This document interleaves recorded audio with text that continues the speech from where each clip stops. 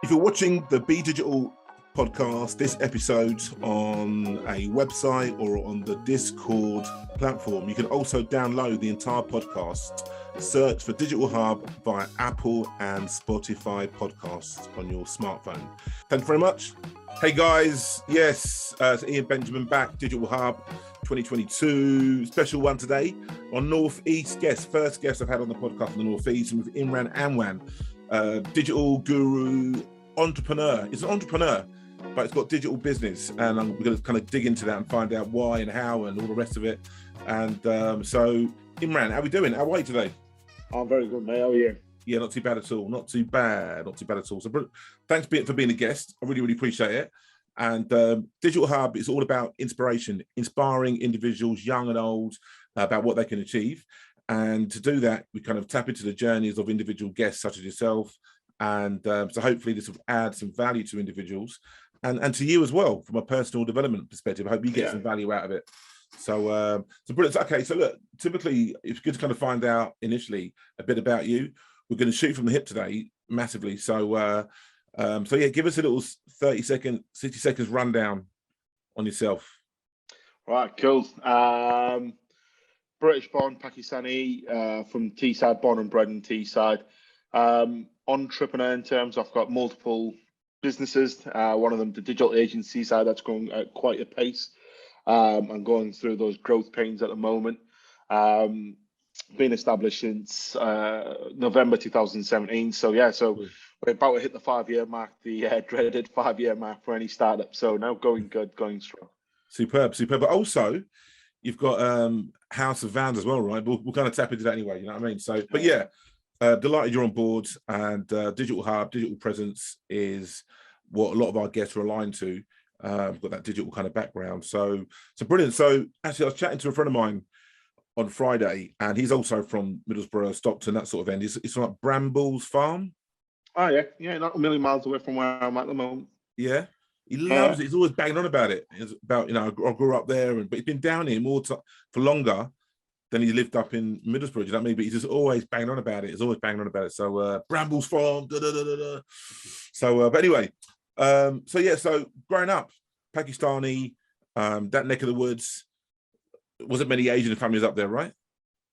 Yeah. So my grandfather came across the UK post World War II as part of a massive migration shift to help the recovery of the United Kingdom, and especially into manufacturing. And my grandfather came as part of the colonies, as part of the Indian Pakistan colonies, and he came as shipbuilder in Middlesbrough. So my grassroots are pretty strong now here. So my grandfather was a shipbuilder, welder on the ships, and my father at a young age, he was an entrepreneur himself. So, and my father wasn't the best at school, he admit that himself, but he had the hunger to push himself, and at a very young age he used to have his own market stall in Stockton-on-Tees, which at the time was the biggest market stall in Europe. Stockton-on-Tees had Europe's biggest high street market. Yeah, so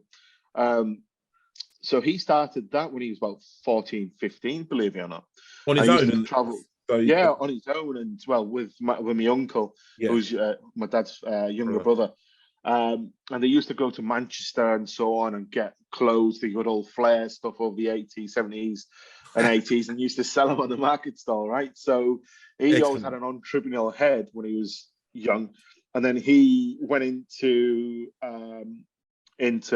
stereotypical background. He used to have his own corner shop.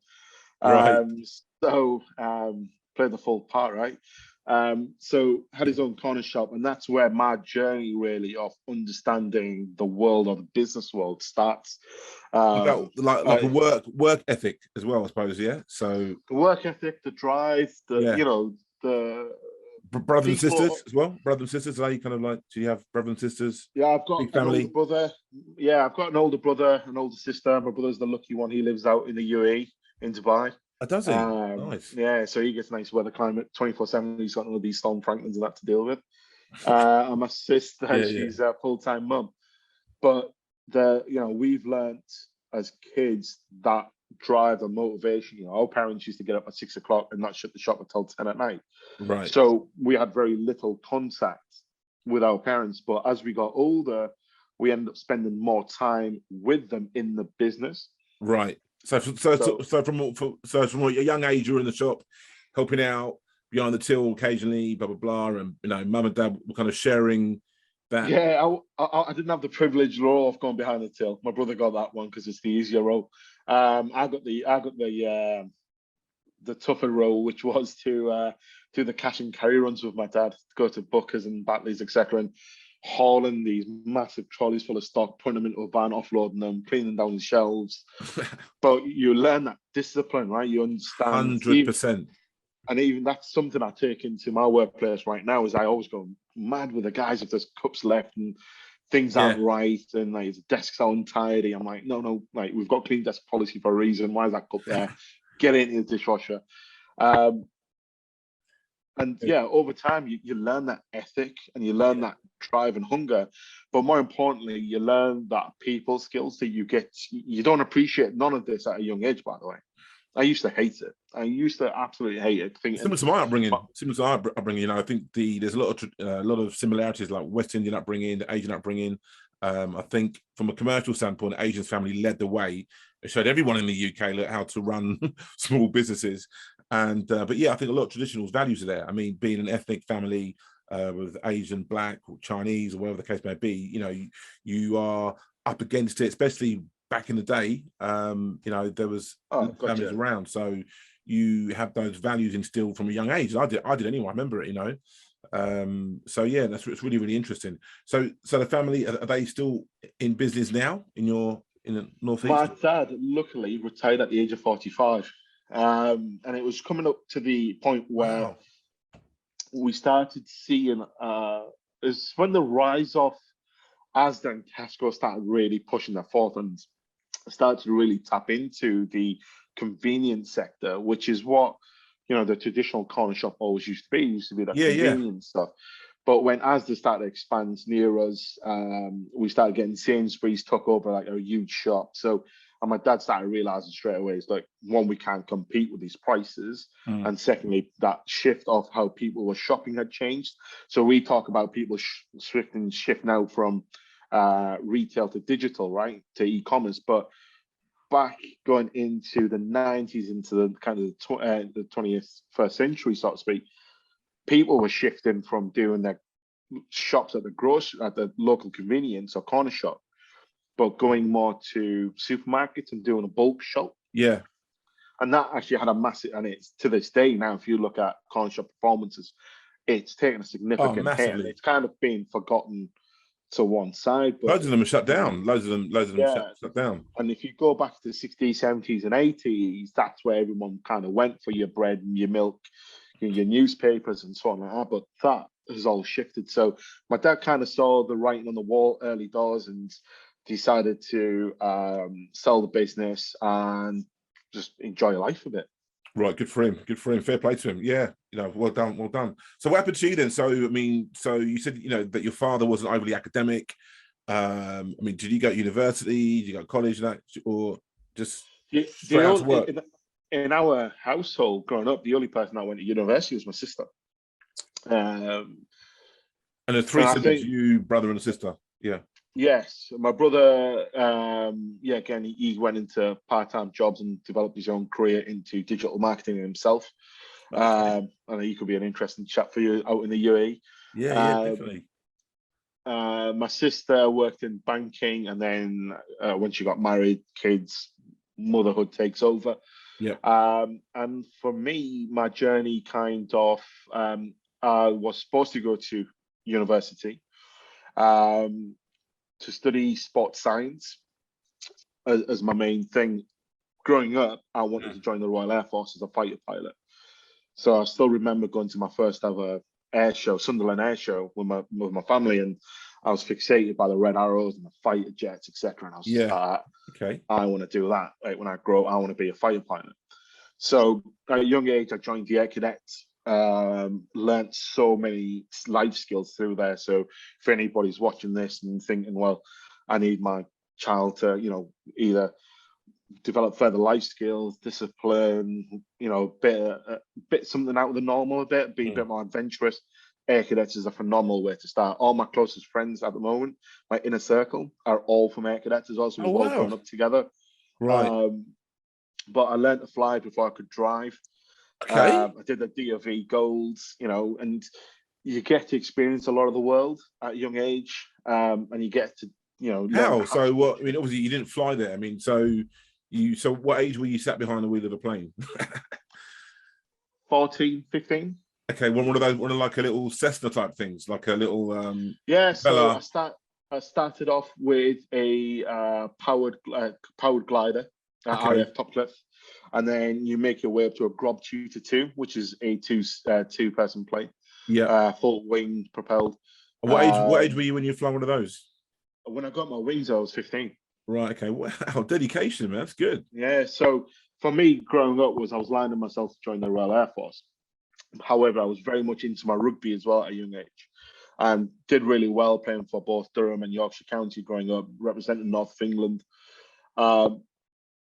But there was a moment in time where you look at your life and go, yeah, there's a decision was made that stays the rest of your life. And this decision was made where I was playing for Middlesbrough at the time, Middlesbrough Rugby Club. We had a league game, but we had a cup game the following week, and the coaches wanted me to rest. And they said, like, have a rest. We're going to need you in the cup game. So a lot of the core starting team was told, right, we're going to swap out, rest you guys, and you guys are needed in the cup game.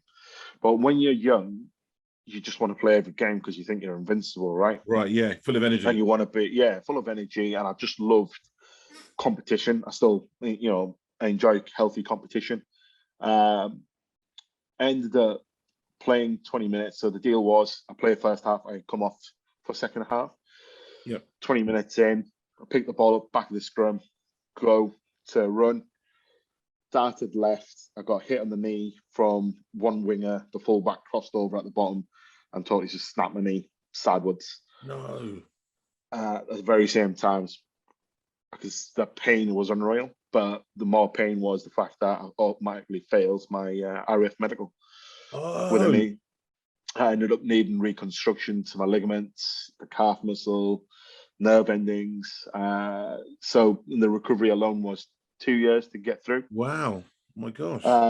So that ended the prospect. That was it. So you definitely would have needed that. You would have needed that 100%. You would not have got through. No, it's an automatic fail. It's an automatic medical fail, regardless if you even. I still remember going to Middlesbrough's recruitment office, and I told them what had happened, and I told them, like, my knee's strong again, I can move, and they went, no, like, absolutely not. From a military point of view, that's the knee is classed as a significant injury from retirement pension stuff, so it was a direct no. So, what do you do, right? Damn. Oh my gosh! Wow, I didn't realize. Wow, yeah, that's a massive blow, 100%.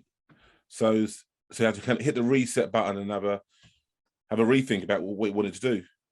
Yeah. So yeah, you kind of have that moment in time in life. At that moment in time, you always think this is the worst thing that ever to happen. Commercial airline? Did that pop into your head, like to work for a commercial airline? It did. Didn't have the funds, you know. I don't come back from a wealthy background, very middle class background, but right, working class to middle class, and you know, to get a commercial pilot license, you need around about £80,000, right? Who's going to fund that? More, I think, yeah.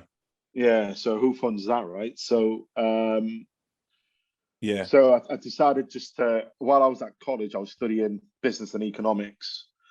And I did really well in that, and I enjoyed learning about business and economics. But while I was at college, I also worked at Orange Retail when it used to be Orange before EE. Yeah, remember that? Back in the day, man. I used to work part-time there, and I ended up graduating very quickly between the ranks from being a part-timer to a full-timer to assistant manager to deputy store manager. And that's because of one thing, is that entrepreneurial skill set you have in your head to how to talk to people and build that relationship. So one thing I realized when we used to have these A4 printouts in this folder, which used to tell us which mobile phone and what the commission was paid on. Right. So if a customer went for like a Nokia X or a BlackBerry, if you can remember them, he used to tell us, Nokias. right, yeah, if that customer went for like a £20 a month tariff and then took insurance, what your commission structure was. And I learned very quickly that the business customer doubled your commission. So you could give to someone the same deal, but if they happen to be a business customer, you double your commission. Right. So it's just like, all right, okay. So I used to have a chat with the guys in the work because we're all young and, you know, ambitious. Not really. Yeah. And I was just like, actually, 1 second. I could actually earn some good wage here, you know, and pay for some serious stuff, the next PlayStation, etc., the next TV. So every customer used to come in, I used to start just having a general, rather than going out, finding out what phone they wanted, find out who they are. Yeah. Okay. So they go, oh, Dig a bit deeper. Dig a deeper. Oh, well, I'm a plumber. I've got my own. I'm self-employed. Ah, okay. So do you use your phone much? And the tariffs were quite good back in the day, where if you were a business customer, you got free insurance, you got dedicated care, you got extra minutes, etc. And by having that chat, I was able to really hamper up my commission business deals. Yeah. So in the area in the Northeast, I became really high in actually doing business deals. And my commission structure, I was earning what a full-time guy with his commission was. I was doing that part-time. So, and that was just because of that skill. So, and Orange management recognized that and progressed me up. Digital Hub is sponsored by Digital Execs, which is www.digitalexecs.com. Digital recruitment business that is headed up by myself, Ian Benjamin. Digital Execs makes it possible for the Digital Hub podcast to be published. So if you'd like to support us and to help us keep putting this content out there, we love putting content out there that is inspirational, content that takes the spotlight off of recruitment from my perspective for a while and shines the spotlight on influential, inspirational individuals from in and around the digital sector that can add value to your lives, and really, really interesting stories. We like to lift the bonnet up of these individuals' lives to understand what makes them tick and to share those insights directly with you. So, and if you are looking for a new digital opportunity, please get in touch with us. You can follow me directly on Instagram, it's Ian Benjamin or Digital Execs. Again, on LinkedIn, Ian Benjamin or Digital Execs. And I just want to say thank you for all your support. Really appreciate it. Right. Gotcha. And then so from there, how did it, because that's like mobile phones. And then so that was like clearly an interest in technology, clearly there. And then Alt Labs, I mean, how did that come about in terms of the digital marketing agency? And tell us a bit about how that started, how that started and why, and tell us about that. So the interesting story on this one is it nearly didn't happen. Okay. Right. So when I was consulting at London Midland Railway as an innovation consultant and looking after the accelerator program. So I helped launch the Labs by London Midlands, which is Europe's first ever rail accelerator program, and working on some digital products like the website upgrade, etc. Right. Rail accelerator program. So developing a rail within your region, and you're there at full-time. So the program itself was actually, how do you innovate the rail sector that's not really innovative? So the really interesting chap, and I think it'll be really good as dialogue to have a chap called Ian McLaren. He's the CFO of GTR Railway, which is Europe's biggest railway in London. We had the vision of launching a startup accelerator program to help reshuffle the procurement elements. So for instance, if you wanted some technology, a website or app or something great, like a customer loyalty scheme, the traditional thing would be to put it out to procurement. People will look at it and then charge you quadruple the cost because you're a rail business. And we thought, like, that's not right. So we said, well, why don't we launch an accelerator program? One which will help us become, as a brand, become more appealing to the younger demographic. One, give us a bit more technology edge and help us to understand the emerging technology and how we can incorporate it into rail. But fourthly, it actually reduce our cost of introducing new technology into the business. So you could go to a tier A supplier in rail and they'll might charge you £1 million. You go to a startup, they might only charge you £30,000. But that startup then gets their leg into rail, because rail supplies in rails, to be a supplier in rail is really difficult, because you have to prove that you've already worked in rail elsewhere. Right, catch 22, so, isn't it? Yeah, so so if you're a young startup who's got some really clever technology, where do you actually start? And the Labs by the Midland was the first to really go, right, you know what, we're going to take our chance and we're going to go and work with these startups. And we did some phenomenal things, 2 cohorts. I think we gave an actually contract worth well over £500,000 to some startups, and really give them a and that was through Alt Labs. That was through, you started Alt Labs. No, that was as me as a consultant, as a self-employed consultant there. Right. So while I was at London Midland, I got approached by Keolis Group. So Keolis are owned by SNCF, massive French rail stateway, a multi-billion-pound corporation. But they were saying, look, we are going to be bidding for some projects.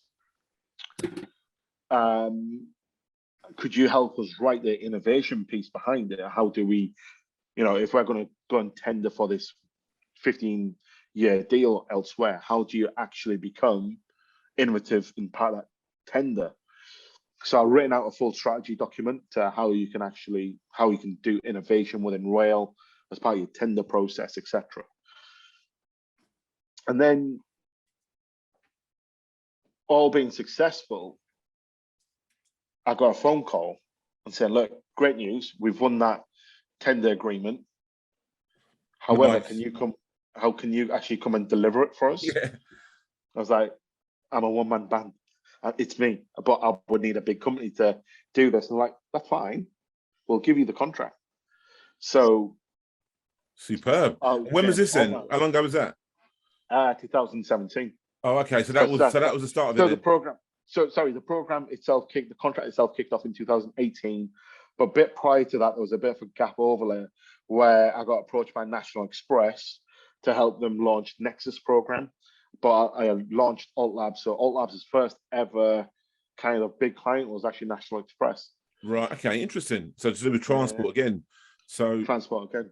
Gotcha. So essentially, the work you've done for the National Rail, Northeast Rail, kind of dovetailed into you giving opportunity for Alt Labs to be created, which you thought was going to be like a rail contract. But then while that was happening in the background, National Express came in. They found out about what you were doing. They said, "Okay, fine. Can you help us do X?" And then the platform snowballed from there. Yeah, right. Yeah, gotcha. So it's one of those things, because by that point our name was already out, or my name was out, by being like, if you want to bring in innovation and you really want to challenge your status quo and you really want to solve some big business challenges, you go and speak to Imran. That's what the message was being sent across. So, and that really helped, because I built a really good relationship with suppliers and so on along the lines.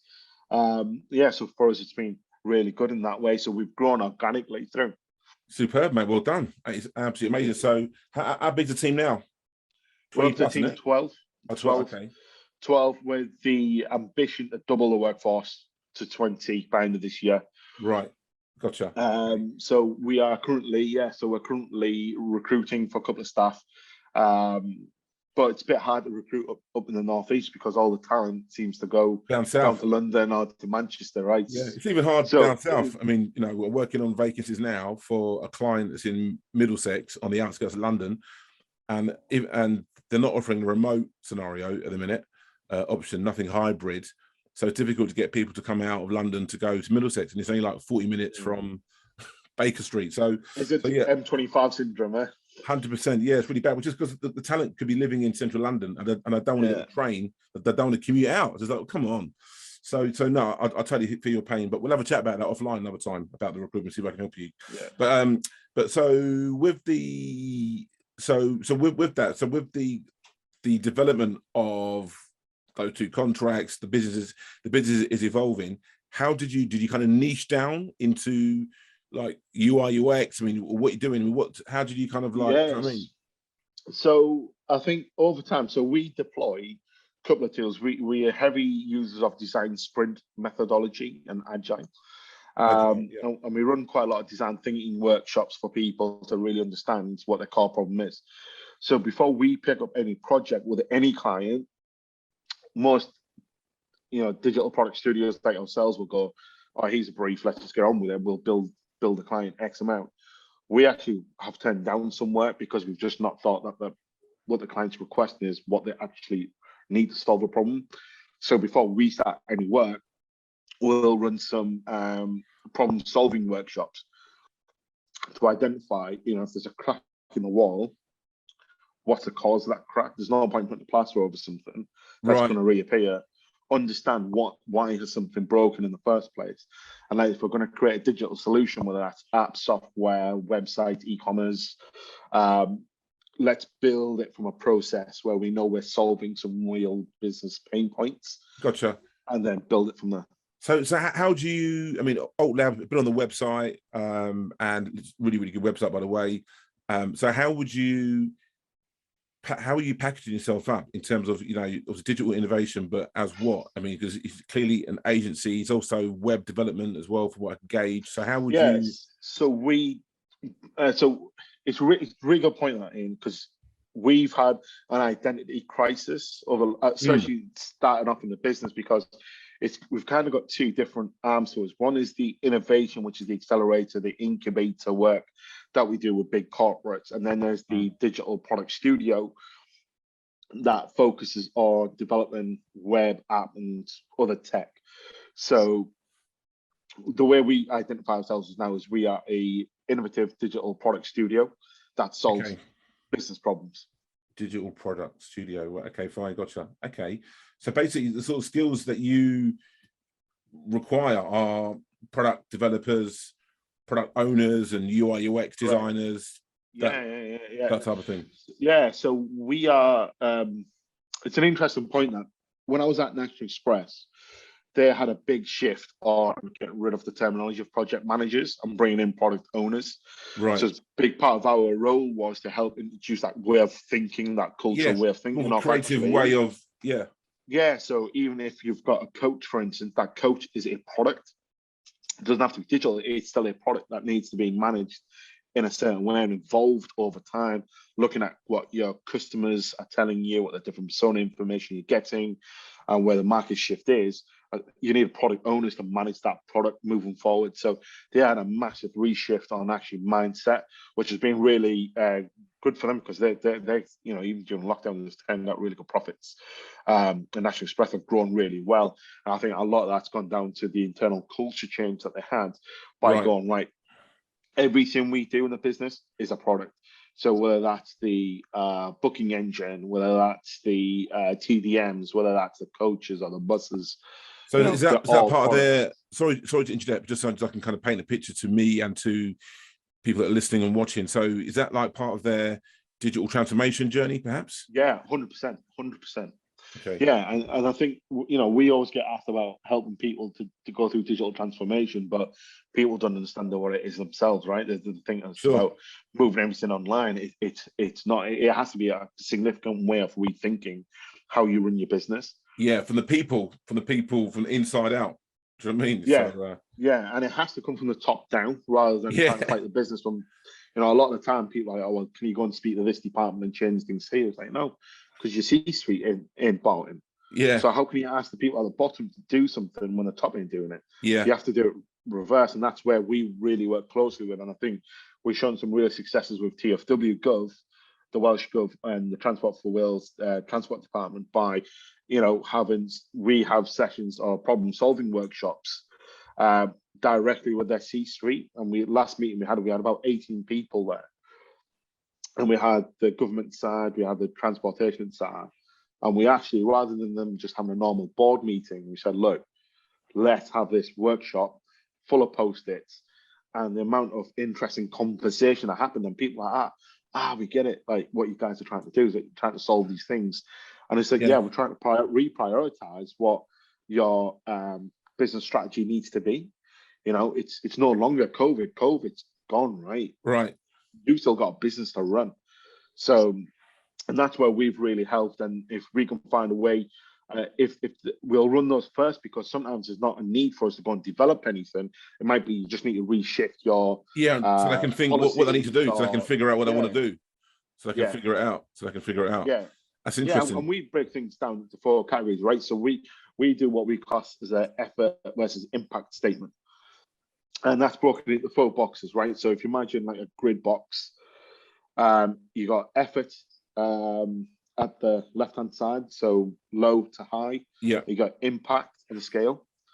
At the top right-hand side is make this a project. So if something's going to give you a lot of impact, but it does require some good effort to get you there, make this a project. If something's going to give you good impact but doesn't require that much effort, just do it now. Right. You've got another box that says make it a task, but if something's going to require a lot of effort for minimal impact, just forget about it. It's like, why are you wasting your energy where you're not going to get that buy-in, right? And then we can also do further analysis to go, right, now take your impact and effort statement, and now let's give it a count or vote on how much the impact is going to have to the end user or the customer, right? So one of the big things we're always doing in Rail is trying to get everybody to understand everything you do in your role impacts the customer. So engineering, they might not realize the work that they do impacts customer. Right. Safety might not understand it down the road. Customer. Yeah. Down the road, it always affects the customer, right? So if the train ain't fixed in time, that causes delay because you've got one less train out. There's an impact to the customer. Yeah. So understand where they all lie in that process tree. Right. And actually then help the business make the right calls at the right time. Yeah, absolutely. That's really good. Really, really good. So is the majority of your business in transport then? What would you say? At the moment, it has been, but we're now shifting. So one of the big things that we looked at in the last review we had last year, myself and Paul, so it was my CTO, we said, look, we've done really well in transport, but we don't want to be the agency that's transport only. So we pivoted the business, and that's when we re-identified ourselves as a digital studio, product studio, and we now are picking up more e-commerce work, so developing online retail stores, and we also won the tender to develop Cleveland Police Force's first ever public-facing app as well, which has been all over the press and news, and it's kind of big news here for us locally, and it's one of the very handful of actually the third only public-facing police app out in the market. I think I saw something. I know you picked up a couple of awards as well, Northeast Award as well for technology innovation, and I read about a few weeks back. So that's good news. It's good news. Okay, cool. Listen, man, so much more I want to talk to you about. So I'm gonna have to cut that off at the knees there.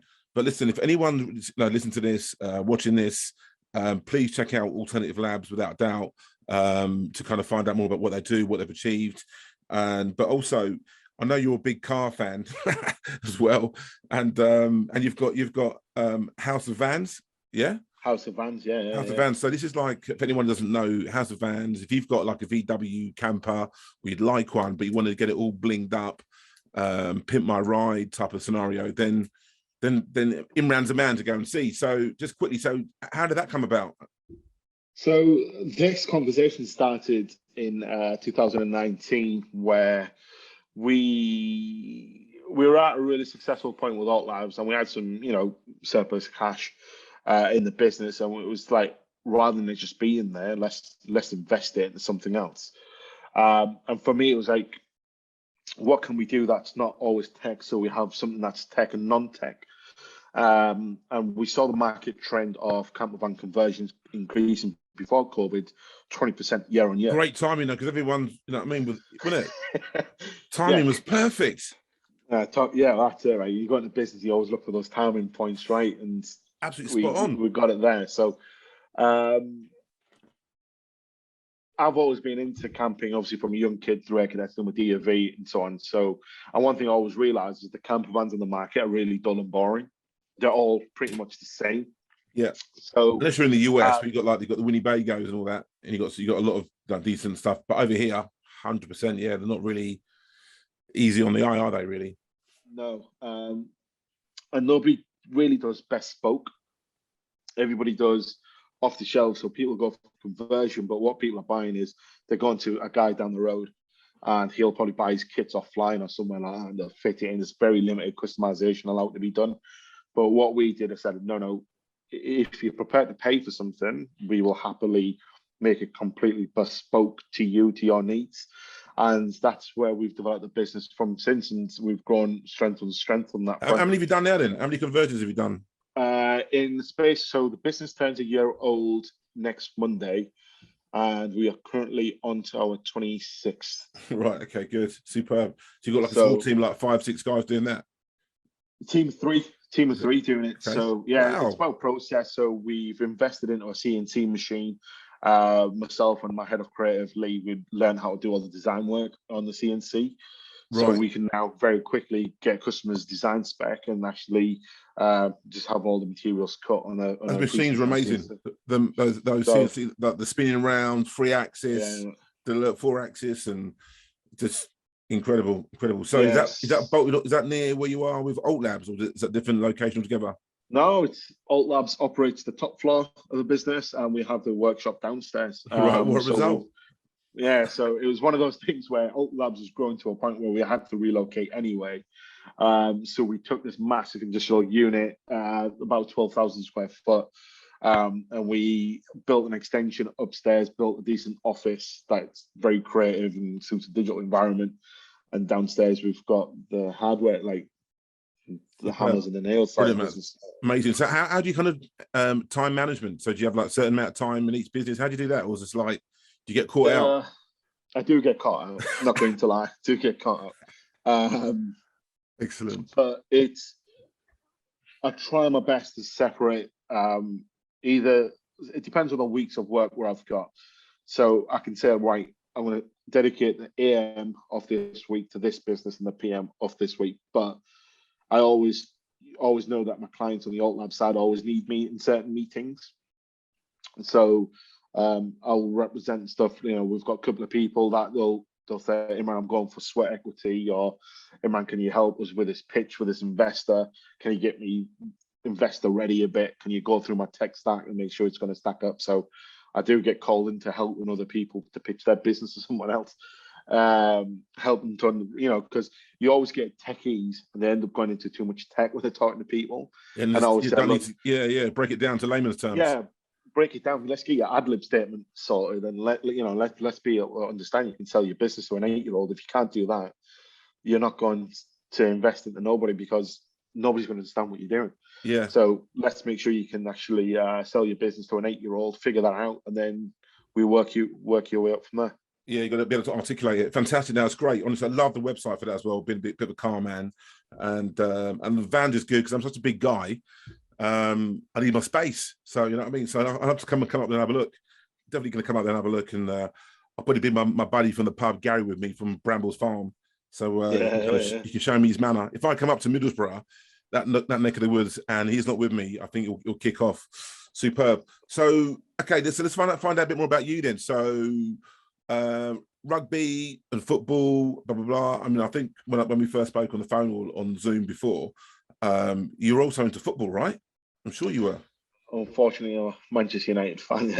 Yeah. It's crazy times right now, but it's not too bad though. Really, it's only because you've got big expectations from what they've done historically. So everyone's, you know what I mean. But yeah, so you're not a Steve Gibson Middlesbrough fan then? No, I am. I do love our local team. I think we're pushing for promotion. So fingers crossed we get promoted. Yeah.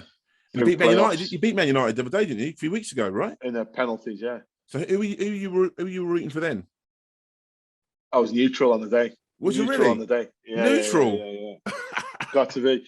So it's one of those where my son plays for a local football team who their kit is very similar and nearly identical to the Middlesbrough football team.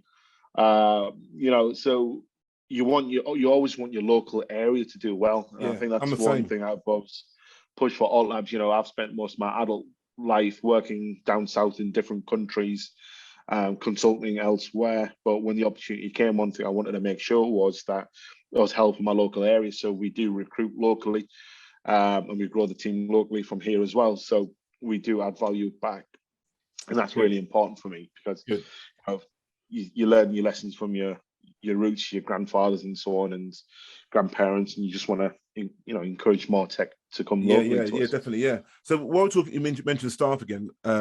So do you have since obviously before COVID, nobody was talking about working from home, hybrid, blah blah blah blah. Now as a recruitment guy, I'm a headhunter. One of the first questions that I get asked is, is it 100% remote? Is it 60%? Honestly, it's just unbelievable. I can show you. I won't show you it from a GDPR data perspective, but there was a guy I spoke to last week about an SEO lead role that I'm working on, full-term fixed-term contract, 12 months, and he said to me that 100% remote or I'm not interested. And I mean, that wouldn't even have been on his lips 2 years ago. Yeah. And it's a great job as well. It's working for a massive brand. He's got a lot of responsibility. He's got budget, team to tap into. But it's just unbelievable mindset. It's how it shifted. So is that an issue for you as well? Have you found that as an issue in terms of like people? We did hear it, but we've gone really strict on our recruitment policy is no, you're coming back to the office. But the thing that we've always had, right, as a tech company, you always be able to work from all I need to work anywhere in the world is my laptop. Yeah. And I can connect to anybody. We use Microsoft. So how do you manage that then? So I mean, because that's true, and people and your staff know that, and you're saying, look, we're being strict about you coming back in. So how's that gone down? Have you lost people? No, I think we've got decent. I think we've been flexible on it. So we say, look, your core work that we want you guys in the office is a Tuesday, Wednesday, and a Thursday. So look, that's when everybody's in because we're quite productive at that time. Because you can spend time doing Teams calls and Zoom calls and so on. But if you're all in, because you need to sometimes do internal workshops together or to try to solve something for a client, and we always felt that we're better when we do that together in the same room. And I think we're a lot more productive. So what we said is Tuesday, Wednesday, Thursdays, you're all in. And it's up to you if you want to flex your Fridays and the Mondays. So if you want to work home Fridays and the Mondays, that's your call. Right. But what we've tend to find is a lot more of the staff now coming back in. So now I'm seeing staff only working from home on a Friday, which, to be fair, was similar to what people were doing before anyway. Right. Okay. So before COVID, we've always had a flexible working policy from day one. Interesting. Since 2017. So to switch into this hybrid model has not been okay. Because you're a tech firm, because you're a tech firm. So I think it was a bit like that anyway, wasn't it? Really, it was a little bit more that way. Yeah, and during COVID, it's been a bit more challenging for House of Vans. Absolutely, yeah, exactly, yeah. Cool. All physical, so. Yeah, definitely, yeah. So, okay, so you're still based up in the Northeast. You're employing up in the Northeast. 2 businesses. Family man, married. You mentioned you got kids. So you've got how many kids have you got? 3 kids, married. 3 kids, 2 boys, 1 girl. Okay, superb. So, well, I'm married. I've got 2 kids. One I've got born a girl. Okay, fantastic. So, and the sports thing, football, rugby, boys playing rugby. But I know that you're a big F1 fan. So you're a Lewis fan as well. Am I? Yeah. Huge. Yeah. Fan. Me too. I was privileged enough to be a trackside safety marshal at Silverstone last year. Nice.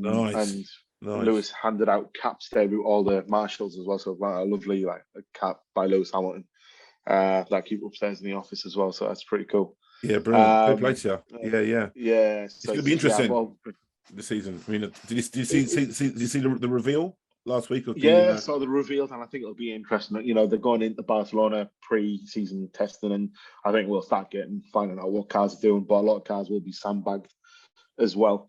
There's a massive shift of rules and regulations and everything, isn't it? From tyres, wheels, body. I can see Ferrari coming through this season through the ranks. Right. I think we're about to see the reemergence of Ferrari. They've spent the longest, I think, developing this car as well, and they've put the most investment into this car than any other team, I believe. So I'm expecting big things by the Ferrari team. Yeah, exactly. Okay, cool. So who inspires you? Who do you kind of like? Do you think, wow, he's done well, or who do you look up to? I think you go through phases of people you looked up to. I think there's no cliche to say my parents, but I think from a business, Steve Bartlett, I think more recently I've loved listening to his podcast as well. And I think for me, because he's in the same space, in the digital space, and seeing what he's achieved by the time he's 28, etc. And that sets, that shows that actually it can be done. We've just got to listen and heed to these advice. And I love listening to his podcast, because a couple of weeks back I was in a headspace where I was like, oh God, what decisions do you make and so on like that. But it was a daft little things you were saying that I going, actually, I can actually do this by doing this, I'm doing that. So for me at the moment, Steve Bartlett, definitely, I think. Yeah, I think everyone's kind of like you've got to hold up some respect for the guy. He's just absolutely amazing, and the way he articulates his thoughts makes a lot of sense. It's easy to understand, and it's kind of like common sense in a way, really. The way he kind of breaks it down. Yeah, that's it, right? And I think Ben Francis from Gymshark, he's done really well. If you look at their story, and I think that's. At the moment, those are guys I'm really looking up to, because they're the ones that you need to. I always think the people you're looking up to is people you need to aspire to be like. 100%. Aspire to push like. Yeah. I like the way he stepped aside, didn't he, for like 3 or 4 years. Ben Francis, the CEO, stepped aside as CEO, and then when he came back as a CEO like last year or whenever it was. So you realise, look, it's just my baby, but look, I'm not a CEO yet. I'm not ready yet. And and it takes a lot of guts to do that, to step aside on something, to let go. Yeah, give somebody the keys, essentially. So and I think that that's paid different to them now, though, because he's now came back at a real surgeons on it. Yeah, and I think he's probably had that. I think you have that moment if you've been in that business from the ground level up and you've started to grow. Sometimes you can have that imposter syndrome starts to kick in, or you start listening to stories of you thinking, this is a bit too much, and you forget actually they've probably not had a break since that time of growth. That's endless working round the clock, 24/7. You wake up thinking about it, you go to sleep thinking about it, and the more stuff you have, you've got that headache of HR, the legals, the commercials, the business partners. That must be playing in your head consistently, right? So he's done at a young age, but he called the time at the right time to go. Yeah, I think I just need to breathe a bit. Yeah, I think that helps you get some clarity, right? It's just let your head just wind down a bit. Definitely. Let your head sort the jigsaw out, and I think you come back stronger from it. 100%. Listen, man, we're absolutely flying. The time, I can't remember what time it is. It's nearly an hour, like 50 minutes, nearly. So, okay, cool. So, what's happening? 2022 goals? Are you on track? What's the picture looking like? What do you want to achieve 2022? So, we are in the midst of designing our very own co-working space. So, we want to launch our own co-working space, like a mini WeWork type scenario. Ish. Not WeWork, but I mean, so if we look at this hybrid model, right, that we touched on earlier about people returning to work, I think what we don't have is, if we look at WeWork and all the other kind of co-working spaces, they're kind of all offices. But what we want to do is kind of break away those offices and have like an open floor plan, and have people have like desk on subscription. Right, like a hot desking type scenario. Yeah, but make it really cool. Give it a cafe culture behind it, so people can drop in, have meetings, have the desk for 3 days, then they go and work at home. To give them that flexibility, and to create in the northeast, in Teesside, we don't really have that space. We either have offices or you don't. There isn't really big co-working space. But if you look at the growth, Middlesbrough in itself is the top 5 under 1 million population places to invest, and it's the fastest growing digital hub. Really? Wow. In Europe, in Europe. Wow. And yet we don't facilitate that. So hopefully we want to join that and actually Alt Labs, because we run accelerator programs for other people. Again, coming back to helping our local area, it's like we want a space where we can actually run our own accelerator programs. Yeah, it makes sense. Isn't it? It's a natural. Run our own startup foundry here and help other people to get into tech, because the more people we can help, the better it is economically for everybody and for the sector in itself. Yeah, definitely. Superb. That's a good idea. Wonderful. And that's on track. That's kind of being teed up to. I've signed off the floor plans today. That's been done. So we're just going down to aesthetics. Nice. Next. So we're getting. Thank you for sharing that, man. Thank you for sharing that. Superb. Listen, Imran, you know what I mean? Look, I always ask my guests, is there anything they want to say about yourself, about the business, to kind of wrap things up, to kind of let people know about you, about what you're doing or whatever? So I'm going to give you the floor. Just do your thing. Yeah, I think it's important for all of us from an ethnic minority, I suppose, help each other. I think we live in a very dark world now, as we can see with what's happening across Europe and Ukraine and Russia and even the stuff that we've had prior to, the racism element and so on. You're about like BLM. I think we touched on it before, didn't we? Like BLM and George Floyd a couple of years ago now. Yeah, I think it still resonates now, right? So it's more, I think, the more reports and more studies are being done. Being a British Muslim Pakistani, it's actually a really difficult world to be in the UK. And the recent study, I don't know what you saw on BBC, is where the second most disliked group in the United Kingdom behind the traveller community. Really? So, and you got to think like, wow, like, what have we done? And the media plays a massive narrative on how they, stipulate people. For instance, if a young black kid commits a crime, it's always young black boys done this, or if it's a terrorism, it's a Muslim has done this. Yeah, right. But when somebody that's not of an ethnic minority commits crime, so they must have a mental health issue. Yeah. Do you know what I mean? It's just like, so it's more important for us as an ethnic minority groups right across the United Kingdom to like help each other, work together as well, and to keep sharing our positive stories, because we need to take the fight to the main media and say, look, no, we do a lot of positive work. You need to talk more about it. And I think this is why I really aspire to Steve Bartlett, because that is exactly what he is doing. He's an ethnic minority who's really pushed the boundary. Yeah, massively. And it opened the doors for all of us to actually have those technical discussions elsewhere. And showcase actually, this is the positive stories we need to be shouting about. Yeah, definitely. Yeah, without doubt. Superb. I mean, I think there's also as well through once that 2 years ago nearly with BLM, George Floyd, etc., kind of kicked off, massive collective of black individuals kind of speaking out. And I mean, so from an ethnic, so from an Asian point of view, why is the reason there was no, or is there not as much of a voice from the Asian community in that format? Is it because you think because George Floyd was black, but we're still fighting collectively for the same message? We was all fighting for the same cause, right? Yeah. So is there any reason why there wasn't a louder Asian voice, perhaps? Or there was a lot of support within, I know, locally from the Asian community behind this. It just didn't get the coverage it needed. Yeah, definitely. And that's where it comes down to, if you think about all the terrorist attacks that happen, you'll see that the Asian community come out in a really strong voice. Yeah. But it doesn't get shown, we don't get heard.